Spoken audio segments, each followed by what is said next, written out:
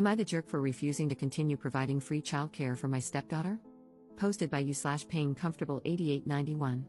I participated in a work program with the local clerk of court's office when I was in high school.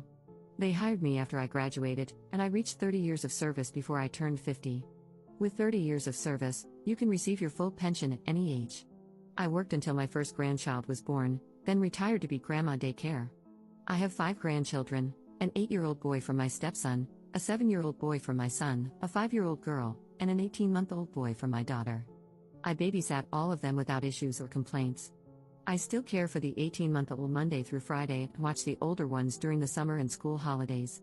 My stepdaughter and her boyfriend have been non-stop drama since before their baby was born. When she was 10 weeks pregnant, they gave me a 3-page list of rules for babysitting. They said if I didn't sign it, I wouldn't be allowed to babysit. I told them I understood their need to do what was best for their baby and assured them there would be no hard feelings if they made other childcare arrangements. Some rules were almost understandable, but most were downright ridiculous, and none of them were going to work for me. I don't remember all the rules, but here are some examples. I couldn't take the baby anywhere without their permission. I couldn't watch more than one additional child while babysitting. I couldn't cook. I had to provide the full name, date of birth, and address of any potential visitors for their approval before the person could be around their child. They had to know any time I had a guest over, who it was, and how long they stayed. My 9-year-old cat would have to be kept out of any room the baby might be in, even when the baby wasn't there, and I couldn't get another pet without their agreement. When she was 7 months pregnant, they returned with revised rules in an attempt to compromise.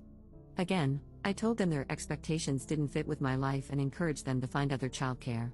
2 days after my stepdaughter returned to work, she called and asked if I could watch Cullen the next day. I agreed but made it clear I would provide safe, appropriate care based on my judgment, and wouldn't tolerate complaints or accusations of violating their rules. I wanted it to be very clear that I wasn't agreeing to any of their conditions. My stepdaughter was fine when she dropped Cullen off and picked him up, but I felt like she interrogated me every time. It was tolerable, but her boyfriend was downright rude. By Sunday, I would dread the start of the week because of their behavior, especially his.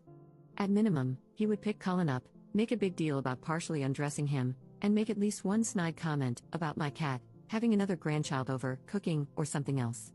Then he'd say something like, "I guess we don't have any choice but to put up with this for now," or, "I guess you're happy you won." This went on for 4 months. I spoke to my stepdaughter several times and told her that, clearly, they were unhappy with how I cared for Cullen. I suggested they find alternative childcare and said her boyfriend needed to tone down his behavior. Things would improve for a day or two, but then he'd start again. It all came to a head as Thanksgiving approached. He was very vocal about not wanting me to keep all my grandchildren over the break. I made it clear there would be a couple of days when I'd have all of them and told them to make other arrangements if they had a problem. They didn't make other arrangements, and when he picked Cullen up on the first day I had all my grandkids, he was very rude. Although nothing went wrong, everyone was happy, clean, fed, and had a great day. He told Cullen he was sorry they had no choice but to leave him in an unsafe situation where he'd be neglected. I called my stepdaughter that night, told her what he'd said, and informed her they had 2 weeks to make other arrangements. I also said she needed to handle drop-offs and pick-ups, as I would refuse to babysit if her boyfriend came to drop off or pick up Cullen. Things improved when I only dealt with her. At some point, she asked if I'd watch Cullen until January because they'd found a new childcare provider who couldn't start until then. I agreed, and everything was fine while she handled the drop-offs and pickups. On New Year's Day, several people sent me a screenshot of a post her boyfriend made on social media, saying how thankful he was that they finally didn't have to worry about Cullen's safety or neglect anymore. He didn't name me or accuse me directly, but anyone who knows us knew I had been keeping Cullen. The post was clearly directed at me. I was just happy it was over. On Friday, she called and said their new childcare provider told her Cullen wasn't a good fit and couldn't return on Monday. She asked if I'd start babysitting him again.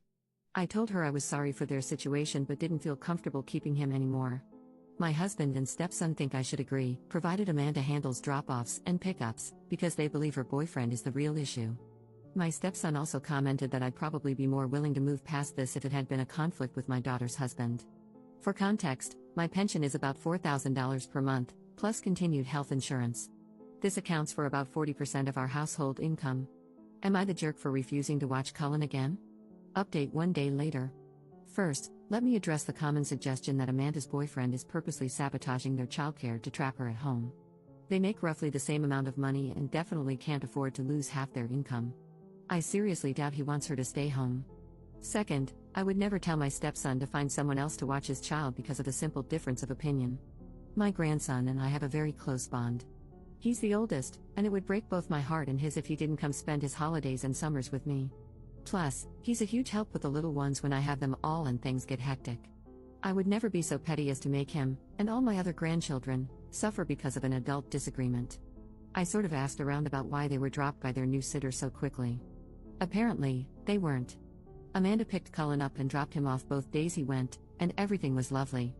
He did cry quite a bit, but they expected that to improve as he adjusted to not being held as much. My husband and stepson talked to Amanda, and she said they realized they can't afford daycare. They already made the easy changes, packing a lunch, giving up fancy coffee, etc., and his dad and her mom are both contributing about $100 per month each towards childcare. They can barely afford it, but they didn't realize you have to send everything the baby needs. I buy diapers, wipes, formula, bottles, extra clothes, etc. They just hand me the baby. They didn't realize that daycare doesn't cover all that. Also, imagine her boyfriend's surprise when he found out what the staffing ratios are in this very expensive daycare. One adult cares for 5 infants. I guess he thought someone would provide one-on-one care, along with diapers, wipes, and formula for $350 a week. My stepson relayed their almost apology. They felt overwhelmed by an infant and couldn't imagine that someone else could manage that plus other things. Cullen is going back to daycare tomorrow. Cullen's dad is selling his dirt bike, and Amanda is selling some designer clothes, handbags, and shoes to cover the cost. It'll get easier for them in 6 months when he transfers to the 1-year-old class, which is a little cheaper. Commenter: I'm so glad Op isn't backing down on this. I cannot believe she is providing everything for all the grandkids as well. Lesson well learned for the stepdaughter and her clueless boyfriend. People seldom appreciate what they receive for free.